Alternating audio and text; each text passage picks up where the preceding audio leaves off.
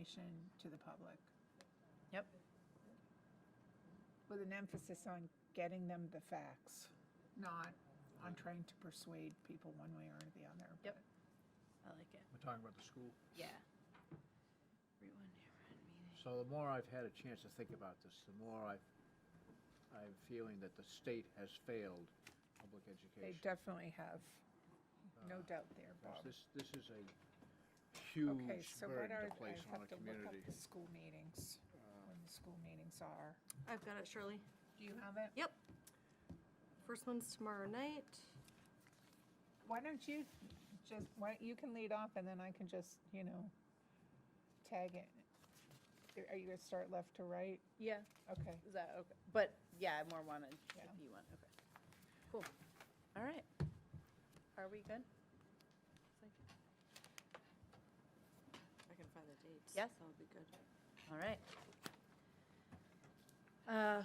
Call to order the September 26, 2022 Cumberland Town Council meeting.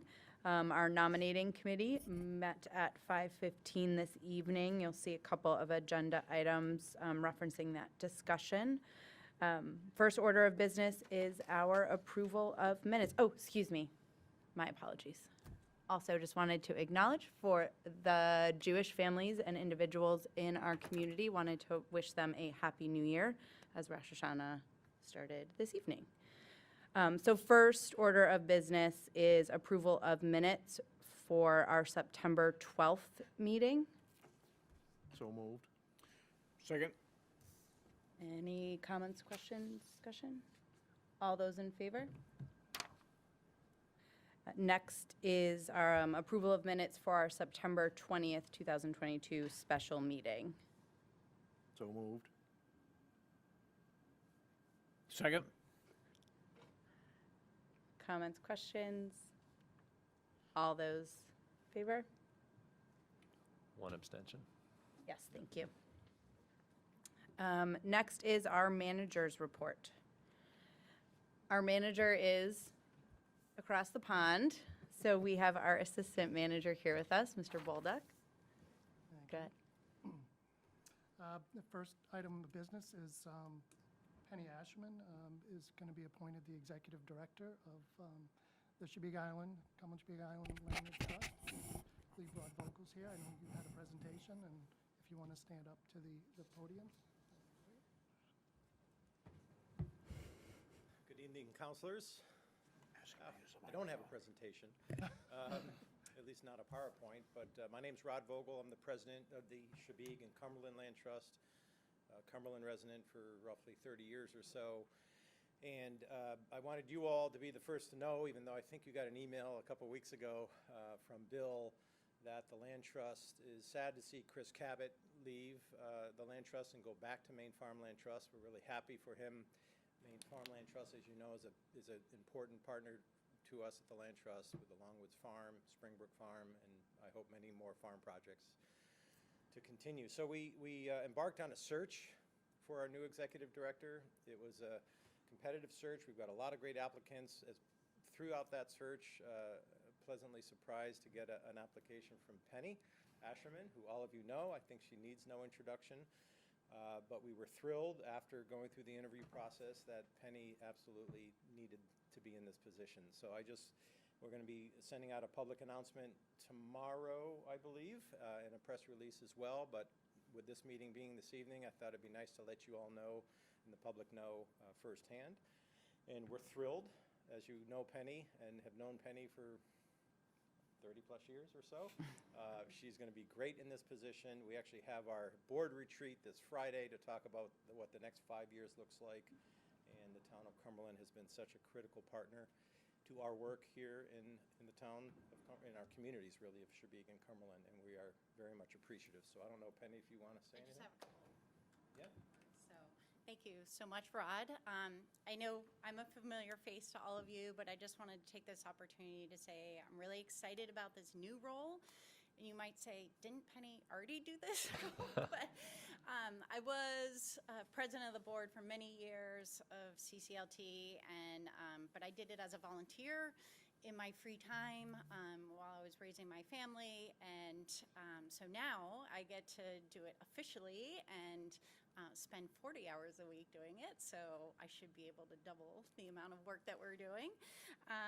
And I'm just really excited about it. I think I value our partnership that we have with the town of Cumberland.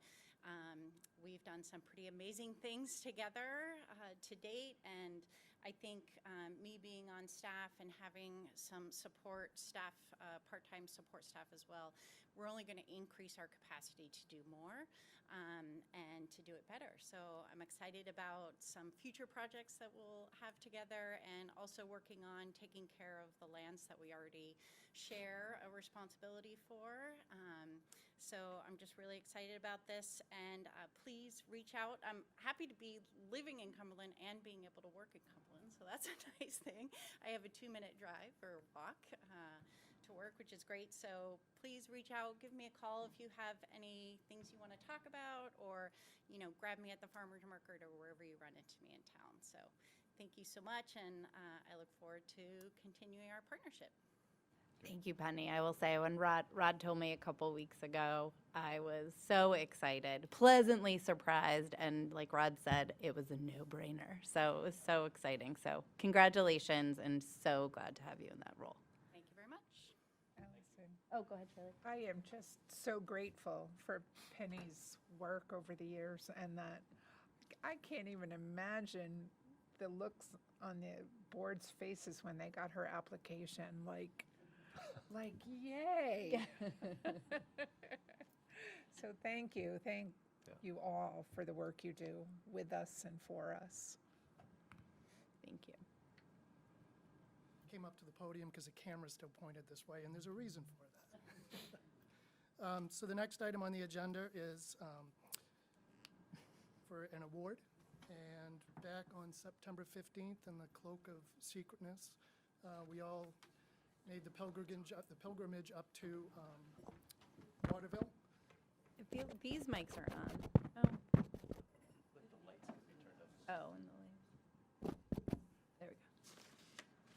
There we go. We remembered half of them.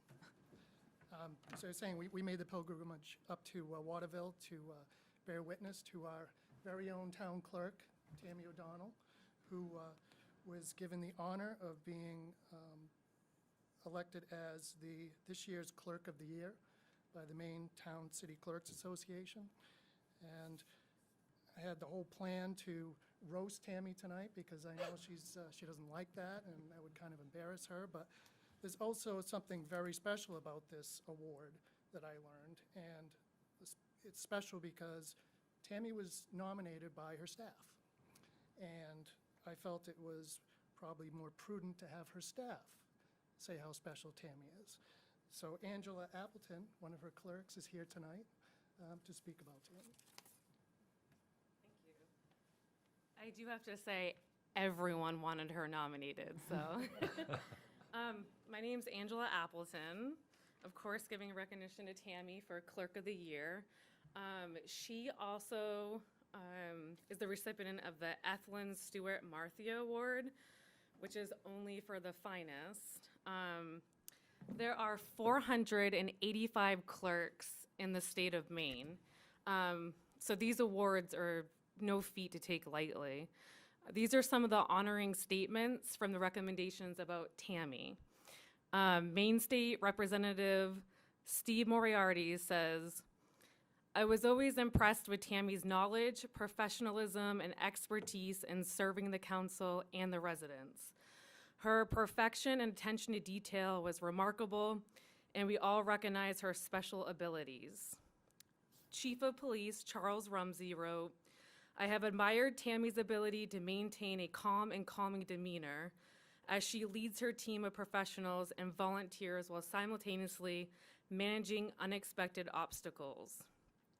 And then there's also the Falmouth Town Clerk, which is huge.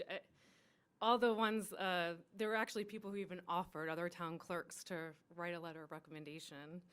Ellen Planer said, "In 2020, our office was hit hard by COVID. Super Clerk Tammy came to our rescue. Tammy generously offered to serve our residents at the Cumberland Town Hall. The process went smoothly, and we will forever be grateful for her help. Ellen then went on to say she cannot think of another clerk who deserves this award more than Tammy. And then there's Peter Bingham, who's the director of Cumberland's Recreation Department. He stated that Tammy is the best I have witnessed in my 20-plus municipal career. Anne Brushwine, a retired employee, wrote, "Working with Tammy and seeing her devotion to the job and the respect that she has for town clerk's responsibilities made me wish that I had gone right into municipal government when I graduated from college." I personally believe our town manager, Bill Shane, said it perfectly when he mentioned Tammy's understanding that we all need to be able to give back and mentor when our time is something I wish every municipal organization could better demonstrate. I have witnessed firsthand Tammy's guidance, leadership, and grace, and has been an honor watching her represent Cumberland. So thank you, Tammy.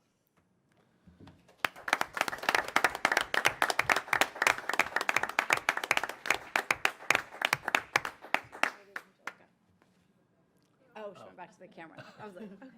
Well, Tammy, on behalf of all of us, we are so proud of you. As you many know, we got our community survey back, and the town clerk office rave reviews by all of the citizens, and it is a testament to the bar you set and that mentoring that Angela said and how that trickles through this entire organization. We are so grateful for you and clearly the recognition you've received by your peers and your staff and this entire town. So thank you.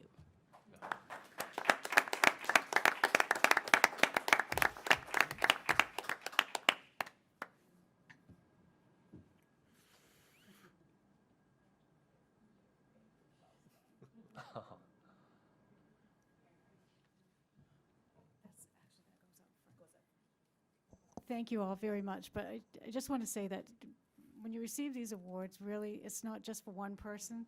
It really is for the staff. That I couldn't do any of this without my staff or without all of the department heads here. We all work together. And you know, all of the 400-plus clerks in the state of Maine, the Maine Town and City Clerks Association is just an unbelievable organization. So it really belongs to all of them as well. But thank you so much. Yeah. Congrats.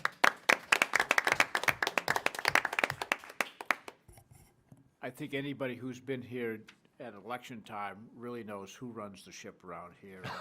You may have a great staff, but there is one leader. Yeah, well said.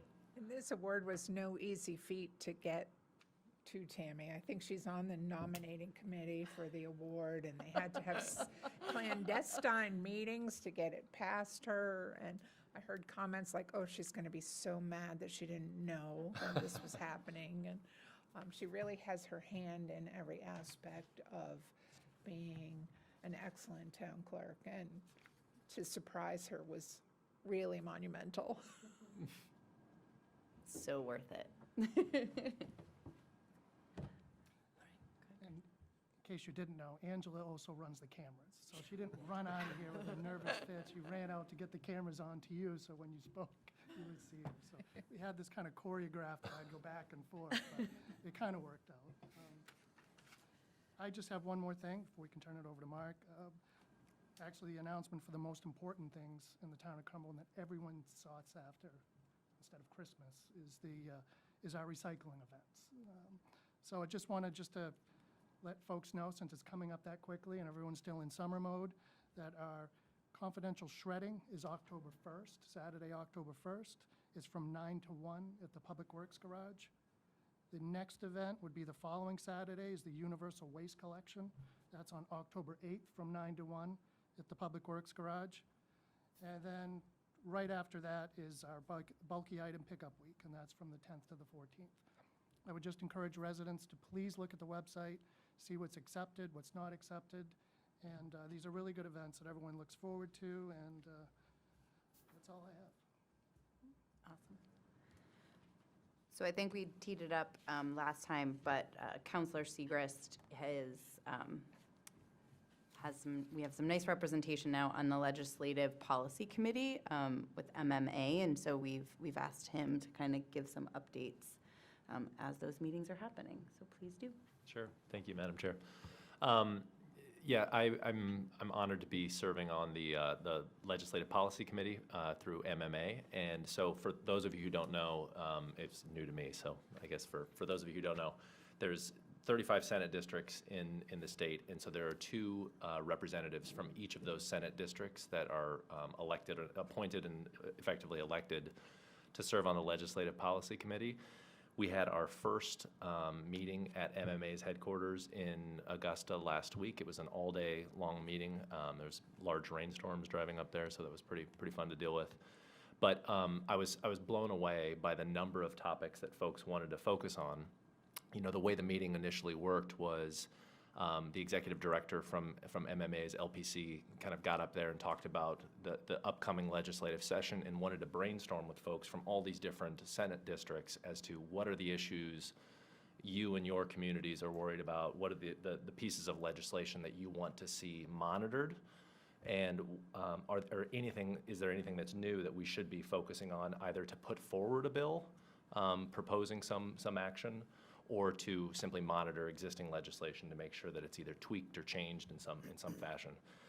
So the meeting was kind of split into 2 groups. There was, I'd say, about half of us, half of the 70 group, 35 of us, I'd say, sitting in person. The other 35 were via Zoom and just dialed in remotely. But the positions really widely varied. So I would say top of the list, when every single person talked about what they wanted to focus on, it was LD 290, which is the Senior Tax Stabilization program that was passed by Representative Trey Stewart from Presque Isle. I think the big takeaway there was that most communities felt like this needed to either be repealed completely, or it needed to be replaced with something, or it needed to be tweaked to have some type of means limitation testing in terms of income requirements. I can't tell you how many towns people walked up and they said 1,000 people have already applied in our town. You know, the wealthiest person in our town has applied for this. So there's a lot of people just focused on that. And I think the bigger concern isn't so much maybe the politics of LD 290, but rather the affordability of it, right? Is really, can the state fund this and reimburse the municipalities for any deferred or effectively forgiven property tax relief, right? Where the legislation of LD 290 says that the state may reimburse the municipality up to 100%. The concern is that the Maine state constitution says that the state's only required to reimburse 50%. And so the concern is after that first year or 2, maybe there's not enough sufficient funds to reimburse the municipalities wholly. So that was a topic that was addressed. I'd say the second most talked about topic was LD 2003, which is Speaker Fecto's bill. A lot of talk from some of the smaller towns about, do you make this based on the size of the town? Are there tweaks or amendments that could be made to this? So I'll be watching that closely. General assistance was another topic that was talked about. And there was a larger theme, I would say, about state mandates. Kind of an unfunded mandate was the term that was being thrown around a lot, which was, hey, this is something that's being proposed by the state, but it's ultimately got requirements that we as a municipality have to implement, incorporate, do the testing on, and we're not being paid to do that, right? And it's expensive for us to do this. So things like PFAS testing and removal was a big topic. Some folks from Gray really talked about repealing LD1, which apparently is a budgetary funding bill. So they had concerns about that. Fiber and broadband connectivity, funding for that was a big topic. In terms of revenue sharing, cannabis revenue sharing was a big topic that people talked about. You know, saying, hey, we're the municipalities that have these either adult use stores or these medical use facilities. They affect our community. We're monitoring them. We have the code enforcement officer costs in the towns to do those. Could the state share some of that revenue back with the municipalities that actually have these in their towns? There's another discussion on public safety. I think it was a rebuttable presumption regarding PTSD for workers' compensation-related claims. Potentially pilots for nonprofits, local option sales taxes, tree growth was another topic, school choice reimbursements, and then Bob, to your point earlier about any potential new schools that are being built in communities, this talk about lending from a state funding perspective, where I think right now some of those fiscal notes are 20 years, and why can't these towns borrow on a 30-year period the way you can for a mortgage or something else? And so maybe tweaks to that system. Shoreland zoning, mandate reimbursement, jail funding, solar arrays was another talk about. There's a lot of municipalities that were concerned about how many solar arrays are going up in their town, and that could potentially be taking up potential land where maybe a business could go, and those solar arrays, as long as they're under 5 megawatts in size, they are effectively forgiven. It sounds like 50% of their income tax, or their property tax. And so there's a loss of revenue there to the municipality that some folks were concerned about. And then solid waste removal was another big topic. So you can see it was a wide variety of issues. I think the goal here is, though, that we threw these against the wall, and in the next 2 to 3 weeks, we'll kind of fine-tune these down through various polls to figure out, hey, what are the top 10 things that folks at MMA really want to focus on? And that's going to be done through mostly, like I said, polling through email to the folks that are on the LPC. So it was like drinking out of a fire hose, and I loved it. So that's all I have for you. That's why we all voted for you. Okay, great. Yeah. Well, thank you so much. Appreciate those updates. It's definitely a benefit for this community, this council, to have you plugged in there, so thank you. You're good, Chris? Awesome. Moving on to public discussion. Public discussion is for comments on items that are not on the agenda. Comments are limited to 5 minutes per person. Rebuttal comments will be limited to 2 minutes. Public discussion topics may be brought up again under new business for further council discussion. Is there anyone from the public who wishes to comment on a non-agenda item? All right. Moving on to legislation and policy, 22-121, to hold a public hearing to consider and act on an automobile graveyard permit for Cumberland Salvage for the period of November 1st, 2022 through October 31st, 2023. We do have review from our code enforcement officer, where all things were in compliance. Notifications have been given. This is a renewal of an existing. Any comments, questions from the council? I had one question. I know this is a renewal. Our code enforcement officer had put a comment about recommending approval for the annual junkyard permit, reserving the right to inspect as needed. I just want to make sure that any renewal would automatically have that right. Okay. Okay. So I think the answer is yes there. Great. Good.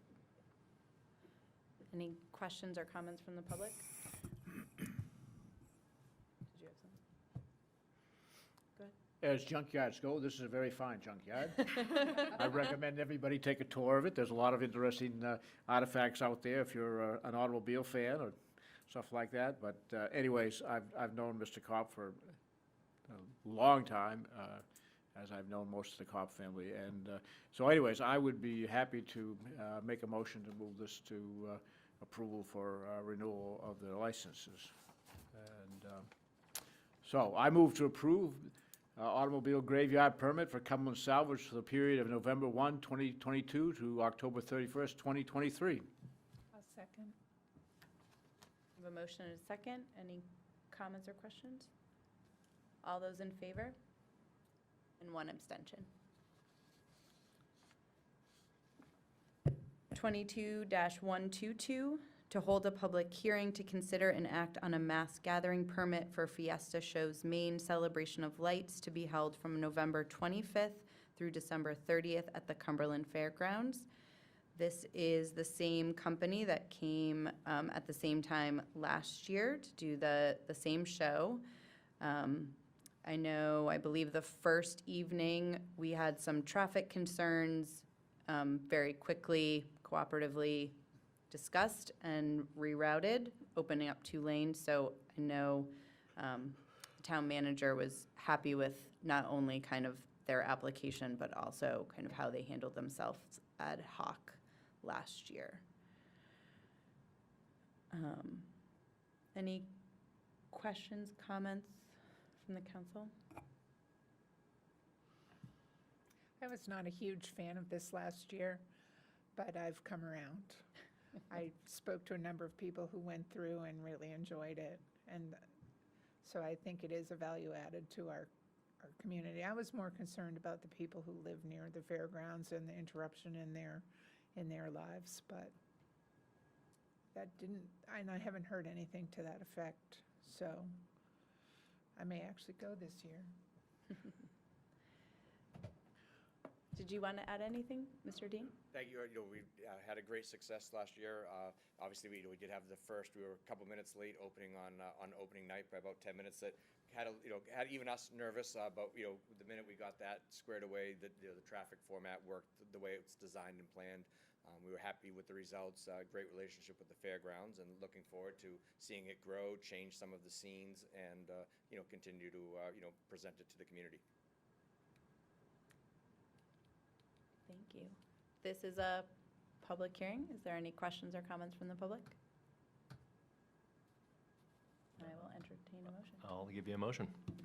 I move to approve the mass gathering permit for Fiesta Shows Main Celebration of Lights to be held on November 25th through December 30th at the Cumberland Fairgrounds. Second. Any questions or comments from the council?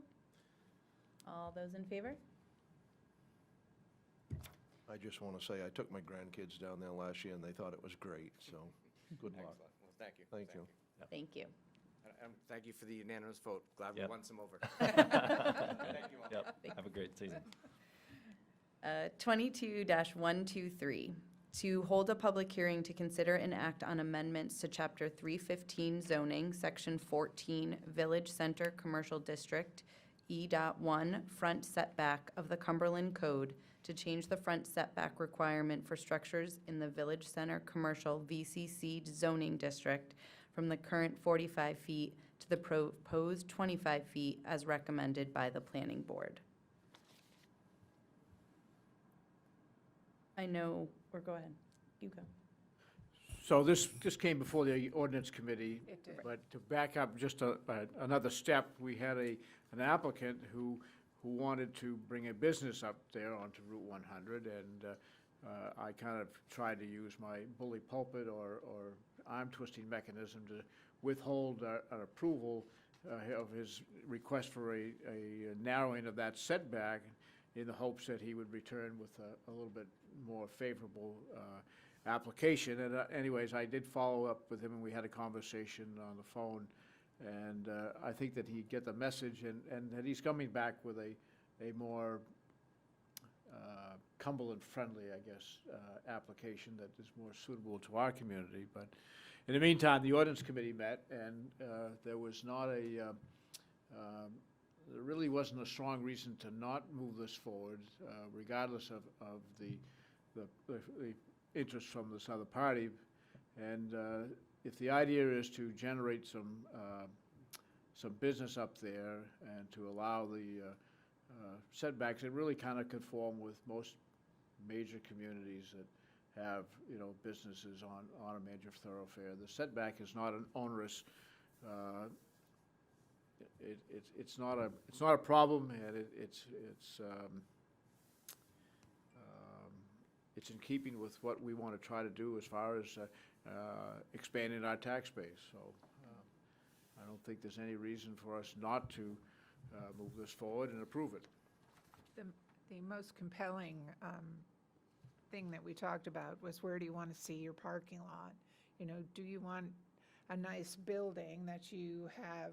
We have architectural standards for what our buildings must look like. Do we want that set across the pavement from a parking lot?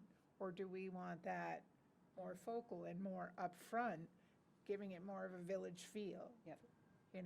You don't, a village doesn't feel like a parking lot. A village feels like a building that meets certain architectural standards, and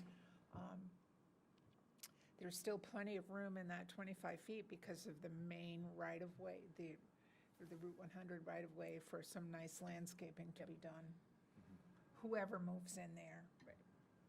We don't want the strip mall feel. We want a village feel. So that means bringing your buildings closer to the road, if possible. Anybody anybody who looks at Falmouth and the face of the change over the years when Shaw's supermarket and that plaza was first built, it was just a huge parking lot, and people used to set up cones on Sundays, and they'd have races in the parking lots because it was such a huge expanse of pavement. And then when across the street, I'm trying to think of the original tent, not King's, Kmart. Kmart, the same sort of thing. Just a huge expansive parking lot, you know, on Route 1 in Scarborough, Mammoth Mart, just acres and acres of asphalt. And we've gotten older and wiser, I think. Many of us of a certain age learned how to drive in those parking lots and had cones put up to parallel park practice because, you know, there's just not a lot of parallel parking in Cumberland to practice that skill that was required. Yeah, I would just add, I'm not on the ordinance committee, but I was in that meeting. I think that Bob and Shirley were talking about, and I think the debate was great. I think Bob and Shirley and Mike did a great job of really bouncing around ideas of what are the changes, not for one particular company, but what are the larger systemic changes that we need in terms of our ordinance reform in order to incentivize the right types of businesses that feel right in Cumberland along that Route 100 corridor. And so I think this attempts to do that, and I felt like it was a really good discussion, and I was happy to be a part of it, so. Great. This is a public hearing, so is there any questions or comments from the public? Any further comments or questions from the council? I'll Happy entertain to a make your motion. motion. I move to amend Chapter 315 zoning, Section 14, Village Center, Commercial District, E.1, front setback of the Cumberland Code to change the front setback requirements for structures in the Village Center Commercial, VCC, zoning district from the current 45 feet to the proposed 25 feet as recommended by the planning board. Second. Motion and a second. Any questions? All those in favor? And one abstention. 22-124, to hold a public hearing to consider an act on authorizing the borrowing of up to $250,000 for kitchen renovations within the senior housing units owned by the town. Trying to look for my notes that said how many were left. It was like 30? Yeah, There's but I don't 30 know, Chris, 30 go ahead. 30 total. We've already done 4 of them. Okay.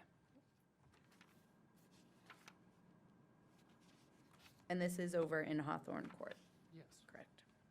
This is just an extension of our renovation of our senior housing project. We started with the heating systems, moved to the roofs, and we moved to the windows, and now we're going to the kitchens. And they're dated kitchens, and we've tried to keep up with them with replacing linoleum and appliances, but we needed to get the countertops and the particle board and the mauve countertops out.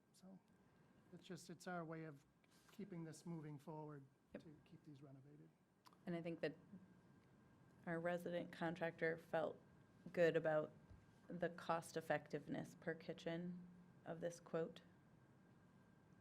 I was satisfied that we were spending our money wisely, not excessively.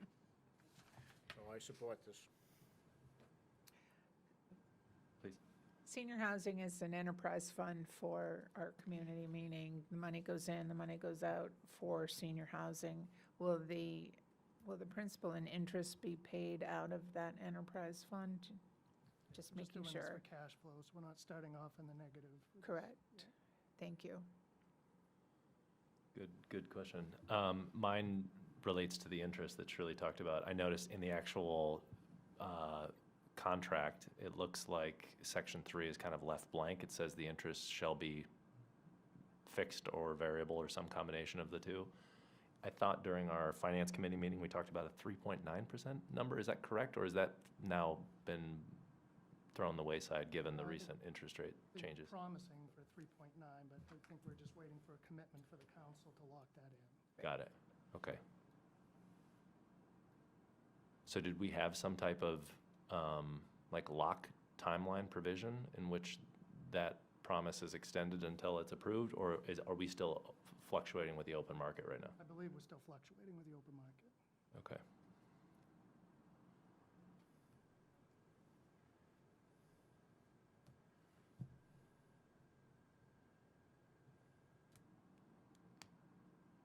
I hate to ask this follow-up question. Do we know what that open market interest rate is?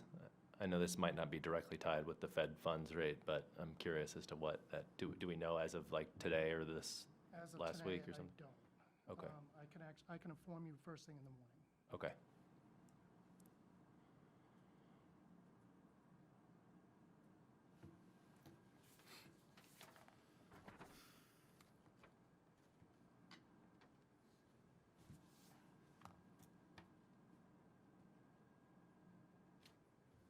Any questions? I'll entertain a motion. I'm all set. I will make a motion.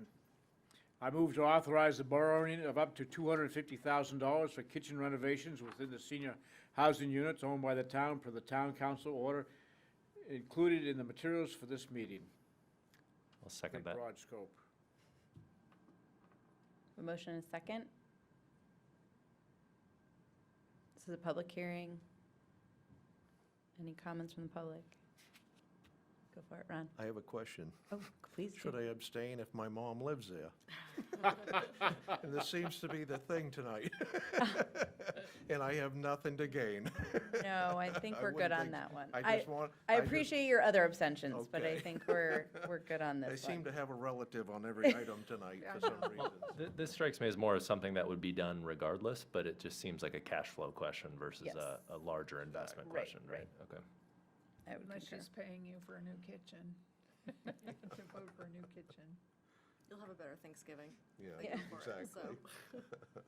But Bob did, while we're discussing this, Bob did bring up the broadness of this order. I'm wondering, like, it says, per the town council order included in the material. So I presume that that just means, This document Okay. that you're, Document, that you were whereas referencing. got it, document. perfect, okay. And Brenda will then hand to Shirley and we will all sign. And it looks like we need a signature if this goes through tonight, is it? Yes. Okay. Yep. Correct. So I have a motion and a second. All those in favor? Thank you. 22-125, to hold a public hearing to adopt the Maine Municipal Association Model General Assistance Ordinance and Appendices A through G for the period of October 1st, 2022 through September 30th, 2023.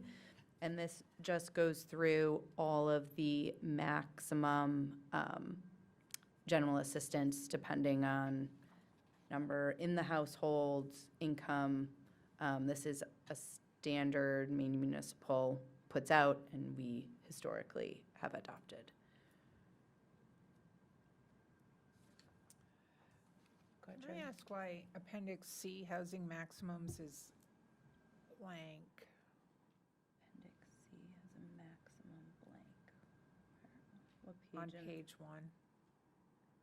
Are we just going to go with the county numbers? I'm on Appendix C. Where's she looking? Page 1. The housing maximums. Oh, you mean in the memo, in the actual memo, what the state's, The GA maximum summary Cover letter. sheet. The overall maximums found in appendices A, B, C, D, and E, and F are effective. Oh, yeah.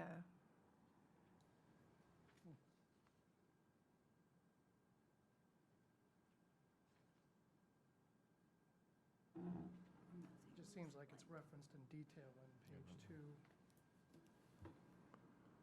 3. I don't know why that's blank. I think they're filled in the ones below, so we have to just go and fill in our municipal charts. Right, and we just follow along with these appendices. They're changed every year. Right. And it's also, Okay.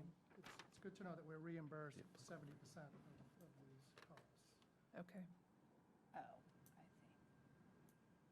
I see. I think, are you referring to this larger box here Yeah. that's blank? So I think what that's saying is you have to find your town or your municipality in the actual Appendix C document and then fill in the blank with whatever those numbers are. Right. Because, Once adopted. yeah, because otherwise I think they would have to fill this out how many times, right?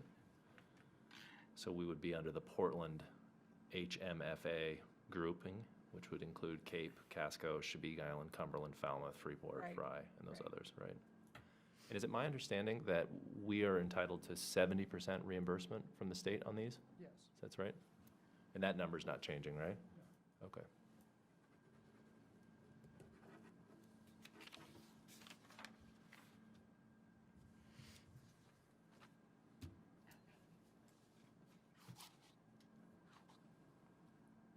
Any questions? I'd be happy to give you a motion. Do you? I move to adopt the Maine Municipal Association Model General Assistance Ordinance and Appendices A through G for the period of October 1, 2022 through September 30th, 2023. Second.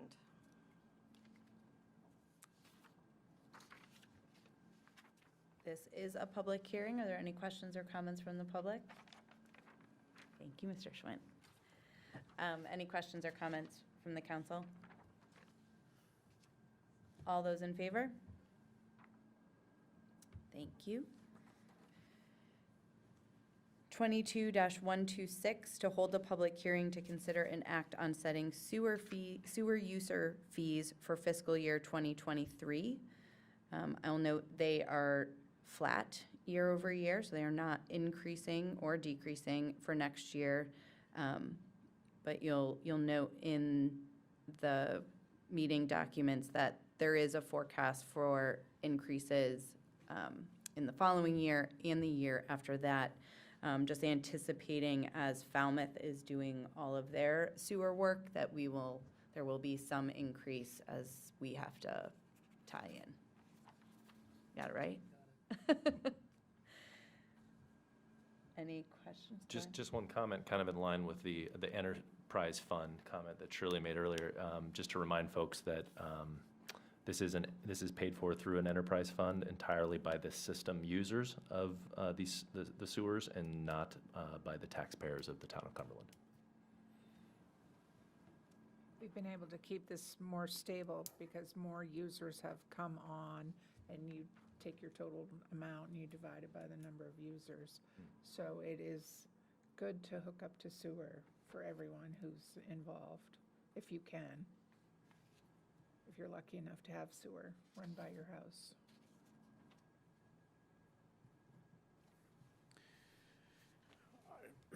I think my only concern with this item is the understanding and is the capacity of the system. And as we keep adding to it, and Falmouth keeps adding to it, you know, even though it kind of pays for itself, it is a finite size and scale, and it at some point it's going to affect our abilities to increase growth or limit growth. And I think Right. we all need to be cognizant of that this is not just dumping water into the ocean. There's that facility does have a finite capacity. So I have a question regarding that. It's been bounced around a little bit in our Affordable Housing Task Force. And Chris, I don't know if you know this, and if you don't know it off the top of your head, I'd just be interested to know at some point. What is our actual relationship with the Falmouth facility? Are we leasing, like, capacity from them or leasing space from them? We're co-owners. We're co-owners, okay. I know the answer to that one. Okay, well, thank you, this is great. So we're Not know co-owners, that. but again, I did not know that. we We have, have about 30% of the capacity. okay, and do we know what that total capacity is? I mean, again, I'm not an expert. Off the top of my head, and Okay. I think at some point we may be reaching out about that, again, maybe not tonight, but for purposes of the affordable housing, just talking about where we want additional development, where that could happen. Is it on sewer, is it not on sewer? What's the capacity concerns there? I think even a larger question as part of, we were talking about with LD 2003 is, you know, if you're gonna quadruple the number of homes on a particular lot that's on sewer, now all of a sudden you have, you know, this many more users using it. Have we now hit our capacity? Is that gonna self-limit what the growth actually is? And so, okay, well, thank you. I was in Falmouth today. You can't get through from my house to anywhere in Falmouth or Portland without going through construction right now. And I noticed Falmouth has a wastewater treatment truck, pickup truck, that someone drives around in. And I was like, now that's interesting. We don't have a Cumberland wastewater pickup truck. They have a I want to wastewater- make sure that Falmouth paid for that and not our co-ownership of the wastewater system. They pay for it an indirect way, but they actually have a wastewater department. Yeah, They have the Mill Creek. that has a pump truck. station, and they have to maintain it, and they actually have a whole staff for that. Okay. We could paint that on the side of your truck.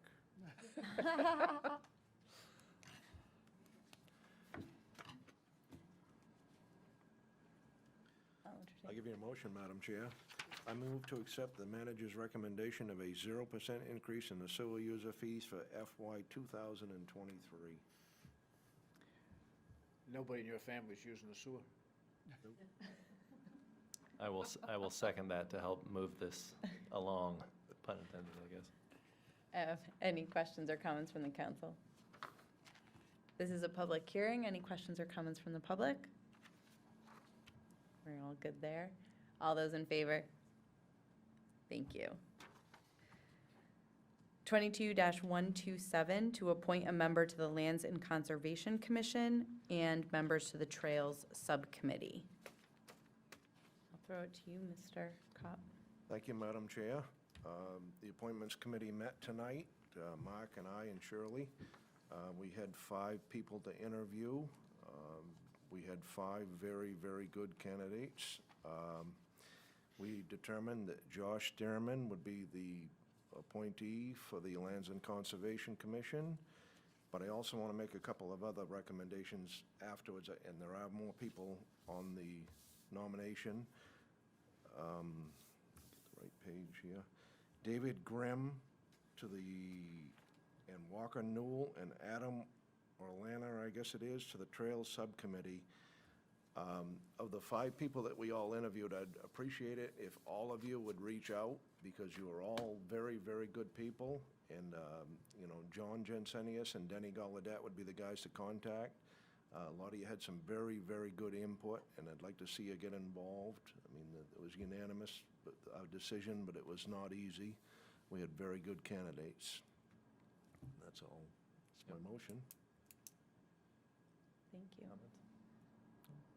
It was so exciting to have people who wanted to be on the committees, because in the past, when I first got on the town council, if you came to the town with a complaint, we put you on a committee.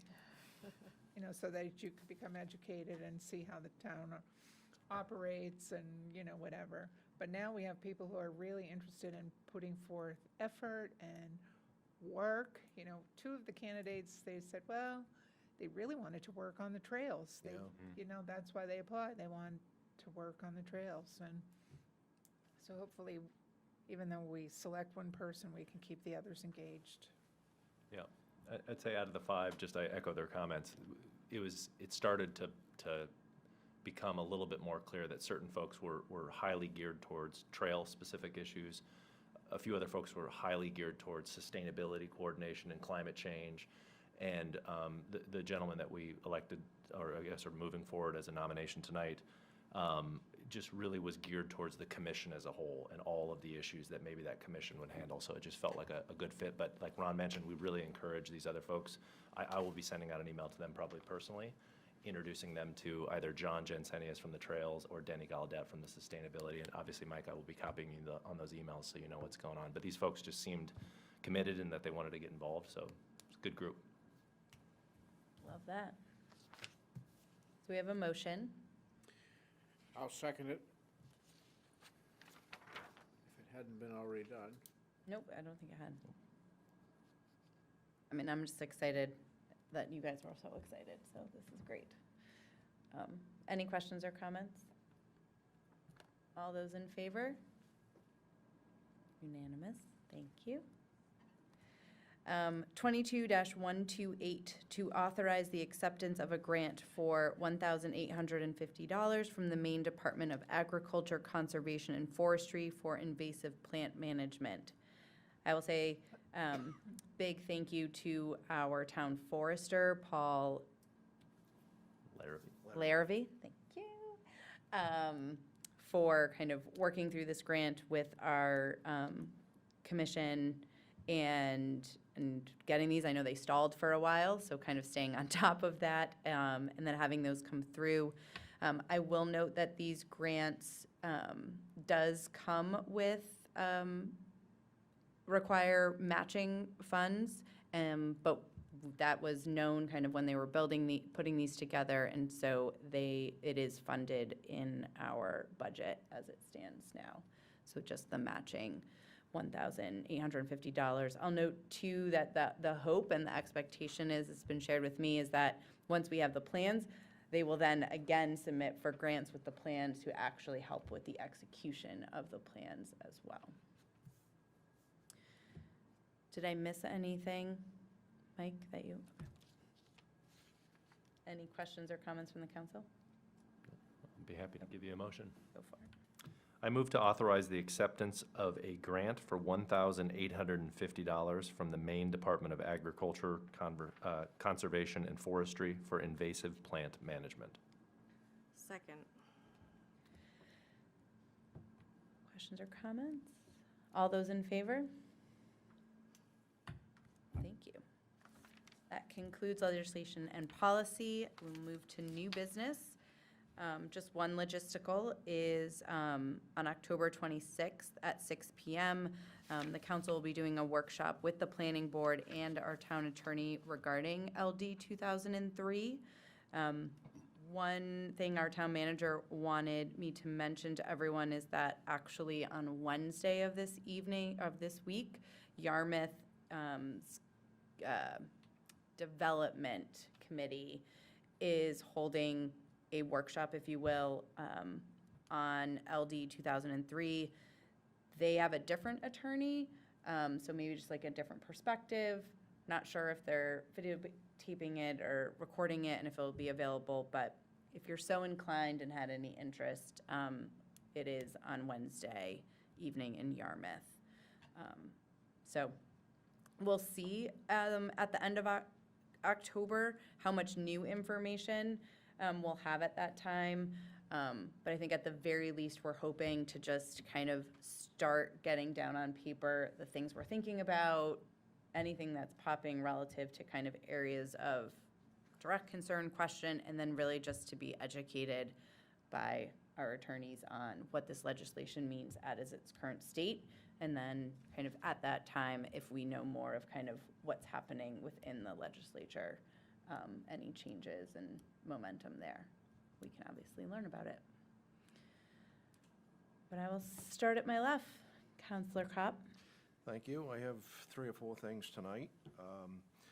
On September 15th, Shirley and I had the pleasure of going to Waterville, along with half of the staff here, even though it was tax day, to attend the banquet ceremony, which Tammy was awarded 2 very deserving awards.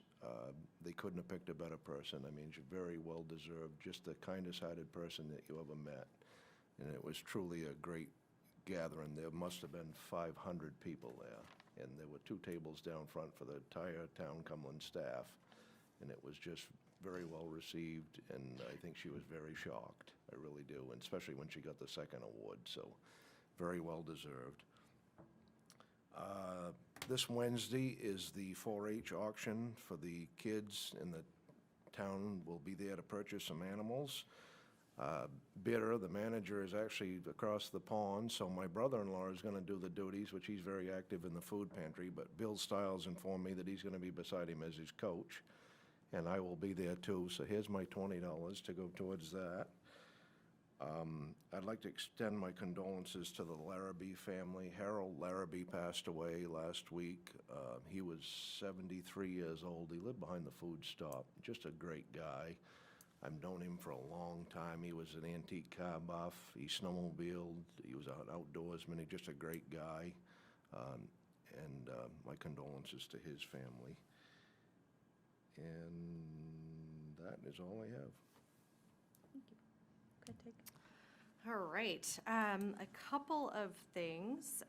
First, Shirley and I have the pleasure of being part of the pre-referendum communication committee for the new primary school. We met last week alongside some folks on the school board, as well as a select man and a select woman from North Yarmouth. Lots of really interesting things kind of discussed, particularly around, how we communicate all of the pre-referendum information out to our voters, what it's going to look like in terms of, financial impact on taxes, but also sustainability and environmental impact, which are incredibly positive. And we are super happy to have Denny Gallaudet from LCC as a part of that. He gave us some really great insight into kind of what everything is going to look like in terms of environmental impact. So that was a positive. The first public informational meeting is tomorrow night, September 27th, 6 o'clock in GCA. The second one is on November 12th, also at 6 p.m. at the North Yarmouth Community Center. Both will be live streamed, and I'm not sure how they're disseminating the recordings after, but I've been assured that they're going to. So that's fantastic. On the same note of environmental and sustainability, Mike Schwint, Bill Longley, and I are headed off to SOS Saco Bay's first annual Coastal Conference tomorrow. We are very excited, and we'll come back with any golden nuggets that we hear. Hopefully lots of them. It looks like a really robust agenda. And finally, just to echo Allison, Shana Tova to all folks who are celebrating Rosh Hashanah tonight and tomorrow, as well as, you don't celebrate Yom Kippur, but nonetheless, next week, that's kind of something. And I just wanted to say we're having a lot of conversations around equity and inclusion and being from a community that has, many faiths and worldviews. I would just really encourage folks to think as neighbors, as council people, as, friends and family, just to be mindful. If you have the power to avoid that meetings don't overlap with big religious holidays that aren't just our traditional Christian holidays. Of course, there are blind spots across the board. I scheduled the conference tomorrow knowing that or kind of forgetting that it was Rosh Hashanah, but knowing that we have, committee members and friends who might also be impacted by those scheduling conflicts and put them in sometimes precarious positions. I would just encourage folks to take a peek at the calendar before scheduling things, and if you do have the power to push it by a day or a couple of days, I think it would just mean a lot to the people across the board who maybe come from a worldview or a faith that's not your typical Christmas or Christmas Eve. So that's it from me. Thank you. Nothing this evening. All right. Just a couple things. One is you will start seeing counselors and Cumberland representatives of the MS 8051 board at the farmers market again. So we'll kind of be popping in on Saturdays now through the end of October. So you'll find out on the Thursday prior, before that Saturday, who might be there. But really just wanting the opportunity. It was lovely last year to be able to meet folks. We learned that summer we are all very busy and not here. So that wasn't great timing. So we didn't do it earlier, but wanted to just kind of close out before we all go into hibernation in the winter to hopefully see some folks, and feel free to stop by. And as Tig mentioned, with the school board, wanted to invite them as well. If folks have questions or comments, that they have another avenue to kind of talk through or just learn more about the school before the vote.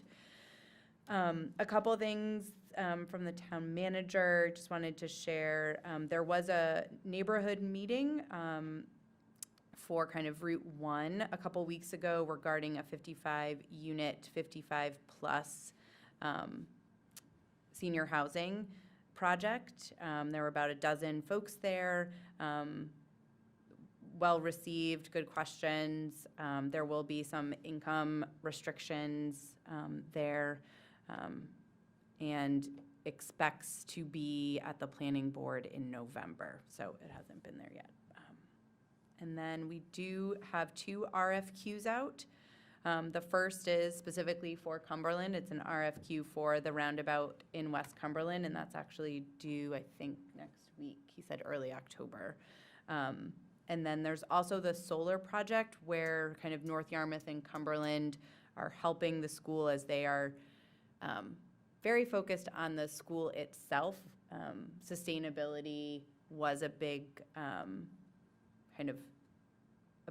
important piece for both of the towns. And so when the kind of not pushback, but when the comment was made of like, hey, we just don't have the time, both towns stepped up and said, we will help you with the RFQ process and kind of aligning what you need and learning from specifically what we did here in Cumberland. So it is just an RFQ, so there's no land identified, nothing. It's really asking companies to come to us and say, what should we do? Here's what our energy requirement is. So we'll learn more. That committee, that group will be coming back to all parties with any recommendations once that comes back. Last but not least, just wanted to highlight, we will be meeting on Indigenous Peoples Day for October 10th. Right now, we do not have any town business on the agenda, but we will hold the meeting open for public discussion. And then once that meeting concludes, we as a council will actually be going into workshop to kind of review the priorities that were set last year and just kind of review them, review what's on the town's docket, if you will, actively, and kind of how that aligns with those priorities. And then also talk about new things that have popped up in the last year and making sure we've got it on the radar, and really to talk about how it either aligns with those priorities or do we need to shift kind of those big buckets. That is all I had. Thank you. My first point of new business is more just clarification. Tig, you mentioned there are 2 informational sessions for the school. Yes. I don't know if I just misheard it. Did you say November 12th? I think it's October 12th for the second. October 12th, yep, in Yep, North okay. Yarmouth. I thought I heard November, which Oh, I sorry. would have thought that would have been after October. the election or the vote to begin with. So No, in- October 12th and September 27th. Great, thank you. And again, I may have misheard that, but, so that was one thing. And then the only other thing I wanted to bring up is tomorrow night, we have an affordable housing task force meeting at 6:30, I believe, here in council chambers. So for folks that are interested, feel free to stop by. But again, I'll provide some more updates after. We missed last week, given the school joint meeting. But I'll have more to update on the meeting on the 10th. That's it. I have just a couple things also. We have sent a pile of things to the planning board from the ordinance committee. And their October meeting is going to be very busy. So if they don't get to it all, we understand. But there are some important things coming forward from them, from changes to our conservation subdivision ordinance and a new soils map that I'm excited to see what it looks like, all related to Bob's request for farmland, identifying farmland and how we then proceed to identify development in town, site plan, foot drains, stormwater management. That document's like this thick.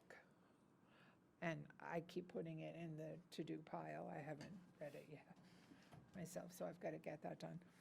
I also went to the school communication committee meeting and stressed that our involvement as a town is to share information. We might have particular biases on whether we support the school or not support the school. I personally support it for many reasons. I'm happy to talk about those reasons to individuals, but as a representative of our community, it's my job to share factual information, and I will try to get you as much factual information as possible. And it seemed the interest of that communication committee to do exactly that. In fact, we started with, what are all the arguments against building a new school? We started there so that we could feel informed. I attended a library meeting and a library advisory committee meeting last week. They are very busy. They have done phenomenal work in writing down some goals and their action steps for the coming year and years to come. Because while we have a new school coming, the library is bursting at the seams for space. So we're trying to be mindful of that. And I've already told them, don't even think about asking for an addition for 5 years, because that's what the school looks like should the referendum pass. And then yesterday, it was my pleasure to go to the Cumberland Fair. I went for their opening ceremonies, their parade and opening ceremonies, and ran into lots of people. It's just such a nice place to meet, run into people, because they're usually just so happy, except for one little toddler who was screaming his head off. He wanted to play a game, and it was not a game appropriate for his age, not even, it was, I don't know if it was throw the rings, and you could tell if he threw the ring, it would go like that way. But it was a wonderful day, and when I left, the lines were way out into the parking lot, and the traffic was probably backed up to Route 100 on that side. So it was a good day for the fair. Today was Maine Agricultural Day, and according to social media, someone got married at the fair last night. So that, I think, is a first. Yeah. They also had a record-winning pumpkin, the biggest pumpkin that the fair has ever had. So Carolyn Small posted it, and she's the superintendent of the exhibition hall, so I'm guessing her sources were pretty reliable. So if you can, please try to get to the fair. Kiddos, if you're going to the fair, don't just go for the carnival rides. Check out the animals and what it takes to raise an animal. And I don't remember the fair being that large. It's certainly gone beyond the pulling arena, back around the corner to the farm museum. It's larger than ever. Even the Midway seems to have expanded. So I encourage you all to go.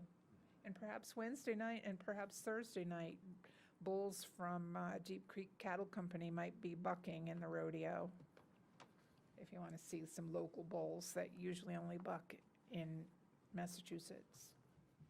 So check it out. And that's all I have. Wonderful. Madam Chair, just a question. When is the last farmer's market? October 29th, I think, so it's the is end- that end last of- Saturday. End Yep. of October? Yep, it is Okay. the end of October. So, Thank yep. you.